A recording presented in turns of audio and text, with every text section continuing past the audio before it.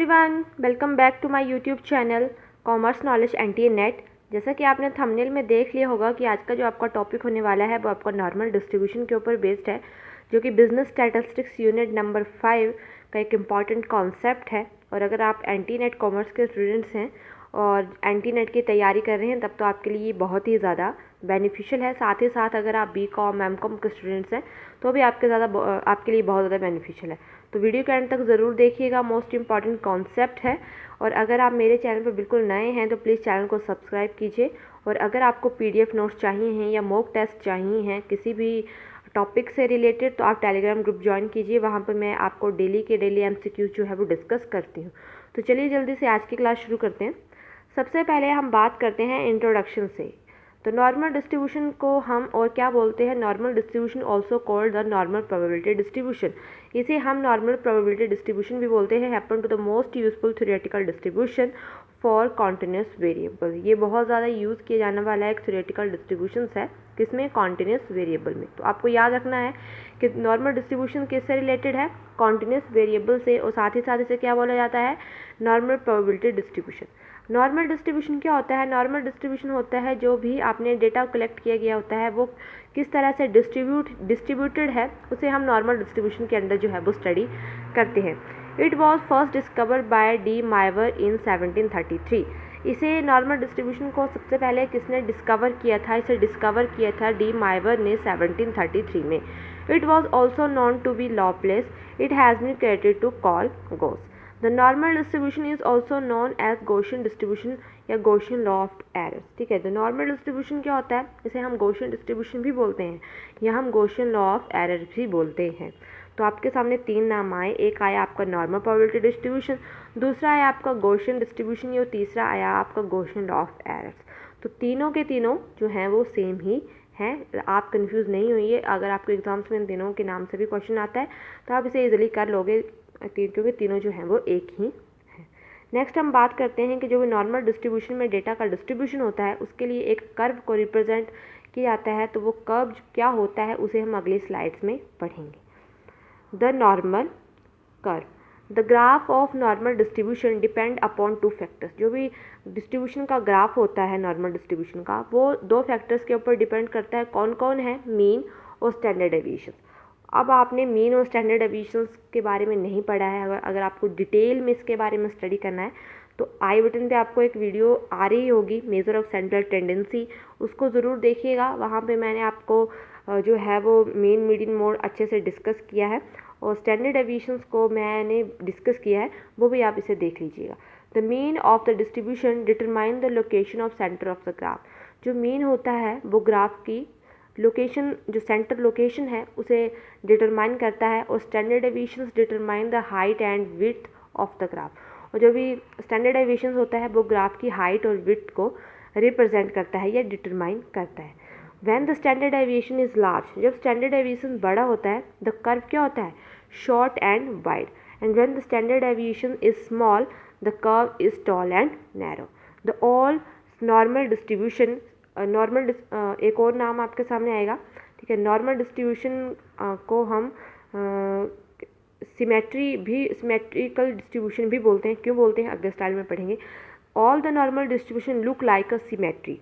जो भी normal distribution होता है वो सिमेट्रिक की तरह होता है। सिमेट्री क्या होता है आपको मैंने पढ़ा दिया है, अगर आपने वो भी नहीं देखा तो प्लेलिस्ट में आपको सारी की वीडियो मिल जाएंगे बिजनेस स्टैटिस्टिक्स में, आप टेंशन ना लीजिए, वहाँ पे आपको पता चल जाएगा। थोड़ा सा हिंट्स में यहाँ दे देती हूँ। सिमेट्री का मतलब होता है या सिमेट्रिक का मतलब होता है समान। मतलब जो भी डिस्ट्रीब्यूशन होता है नॉर्मली वो समान होता है, इक्वल होता है। बेल शेप कर्व होता है नॉर्मल डिस्ट्रीब्यूशन, एक बेल शेप कर्व होता है एज शोन नेक्स्ट स्लाइड में आपको बताऊँगी किस तरह का होता है नॉर्मल डिस्ट्रीब्यूशन। ये होता है आपका नॉर्मल कर्व। ठीक है, नॉर्मल डिस्ट्रीब्यूशन में नॉर्मल कर्व जो होता है वो इस तरह का होता है, या वो थोड़ा फ्लैट भी हो सकता है या वो टॉल भी हो सकता है।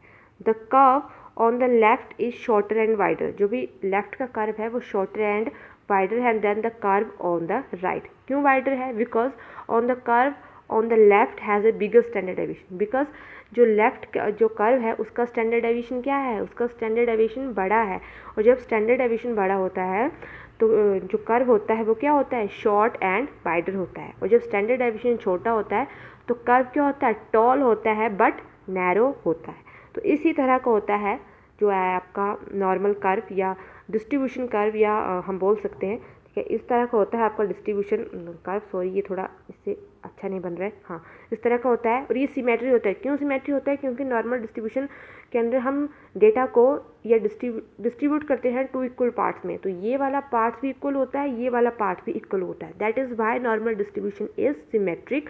कर्व दोनों पार्ट समान होते हैं। सिमेट्रिक का मतलब होता है इक्वल होना, समान होना, ठीक है। और ज़्यादा पढ़ना है इसके बारे में तो प्लेलिस्ट में इसके बारे में वीडियो पड़ी हुई है स्क्यूनेस के नाम से, आप वहाँ पे देख सकते हैं। बहुत ज़्यादा इंपॉर्टेंट है वो भी आपके लिए।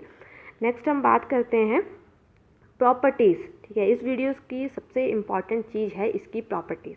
एग्ज़ाम्स में जाएंगे जब भी MCQs बेस्ड अगर आपके एग्ज़ाम्स हैं, आप चाहे एंट्रांस एग्ज़ाम दे रहे हो या आप जो है वो NT-NET कॉमर्स का एग्ज़ाम देने जा रहे हो, तो प्रॉपर्टीज़ को ज़रूर पढ़ के जाइए, बहुत ज़्यादा इंपॉर्टेंट है आपके लिए।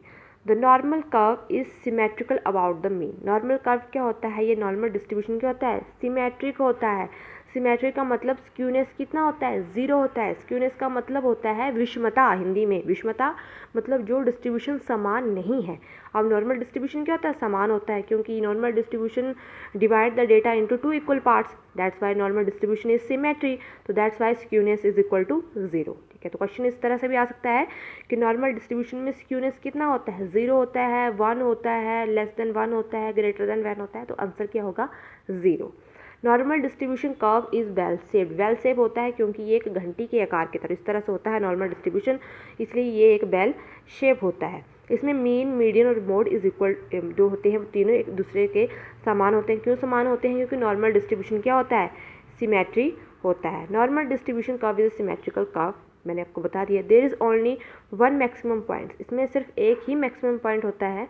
और जो नॉर्मल कर्व होता है वो क्या होता है? यूनिमॉडल होता है, that is it has only a 1 mode, ठीक है। तो आपको क्वेश्चन आ सकता है कि नॉर्मल डिस्ट्रीब्यूशन किस तरह का होता है, यूनिमॉडल होता है या नहीं होता है, तो आंसर आएगा यूनिमॉडल होता है और इसका सिर्फ एक ही मैक्सिमम पॉइंट्स होता है। जैसे ये है नॉर्मल डिस्ट्रीब्यूशन, तो इसका मैक्सिमम पॉइंट सिर्फ यहाँ पर होगा, ठीक है। अब हम बात करते हैं कि नॉर्मल डिस्ट्रीब्यूशन को तो हमने डिस्ट्रीब्यूट कर दिया 2 इक्वल पार्ट्स में, लेकिन वो एरिया कितना कितना कवर करता है, ये बहुत ज़्यादा इंपॉर्टेंट है आपसे, ठीक है। इस तरह का क्वेश्चन जो है एग्जाम्स में पूछा जाता है, ठीक है। तो फर्स्ट है, जब mean plus minus 1 standard deviation होगा तो कितना एरिया कवर करेगा? वो कवर करेगा 68.27, ठीक है। जब मीन प्लस और माइनस 2 स्टैंडर्ड डेविएशन होगा तो नॉर्मल डिस्ट्रीब्यूशन कितना एरिया कवर करेगा? 95.45%। और जब mean plus minus 3 standard deviation होगा तो कितना एरिया कवर करेगा नॉर्मल कर्व या नॉर्मल डिस्ट्रीब्यूशन कर्व? 99.73। आपको ये तीनों जो हैं इनका नाम और इनका परसेंटेज वाला एरिया ये आपको पढ़ना है। मोस्ट ऑफ द टाइम जो है वो आपका option number 3 mean plus minus 3 standard deviation, ये क्वेश्चन जो है वो पूछा गया है, ठीक है। तो ज़रूरी नहीं है कि हर बार यही पूछा जाए, इन तीनों में से कुछ भी पूछा जा सकता है। तो आपको याद रखना है कि mean plus minus 1 standard deviation है या सिंपल स्टैंडर्ड डेविएशन है तो कितना होगा? 68.27। अगर मीन की जगह पर आपको एक्स वार लिख करके लिखा आएगा तो उसका मतलब भी मीन ही होता है, कंफ्यूज मत होइएगा। So it is all about normal distribution, जिसमें मैंने आपसे प्रॉपर्टीज़ भी डिस्कस की, नॉर्मल कर्व क्या होता है वो भी डिस्कस किया, साथ ही साथ नॉर्मल डिस्ट्रीब्यूशन को किस पर्सन्स ने इसे इंट्रोड्यूस करवाया है वो भी बताया आपको, ठीक है। सारा इसमें मैंने आपको ऑल अबाउट जो है वो NT-NET point of view discuss कर लिया है। मेरे हिसाब से इतना आपके लिए बहुत ज़्यादा बेनिफिशियल हो जाएगा, ठीक है। तो वीडियो को एंड तक देखने के लिए आपका बहुत बहुत थैंक यू। और अगर आप मेरे चैनल पर बिल्कुल नए हैं और आपको कुछ भी क्वालिटेटिव लग रहा है तो प्लीज़ जो है चैनल को सब्सक्राइब कीजिए, बेल आइकन को प्रेस कीजिए। किसी तरह का कोई भी क्वेश्चंस है तो आप मुझे जो है कमेंट में पूछ सकते हैं, आप मुझे टेलीग्राम ग्रुप में या टेलीग्राम मेरे चैनल में भी टेलीग्राम ग्रुप में भी पूछ सकते हैं। PDF नोट्स के लिए टेलीग्राम चैनल ज्वाइन कर सकते हैं। सारे लिंक जो हैं वो डिस्क्रिप्शन में मिल जाएंगे आपको, ठीक है। टेंशन लेने की ज़रूरत बिल्कुल नहीं है। और पेपर 1 अगर आप कॉमर्स के स्टूडेंट्स हैं और NT-NET की तैयारी करें तो पेपर 1 के नोट्स भी आपको मिल जाएंगे मेरे चैनल पे, तो प्लीज़ वहाँ पे विज़िट कीजिए और उसका पूरा का पूरा फ़ायदा उठाइए। Thank you so much learners, bye bye, मिलते हैं अगली क्लास में, बाय।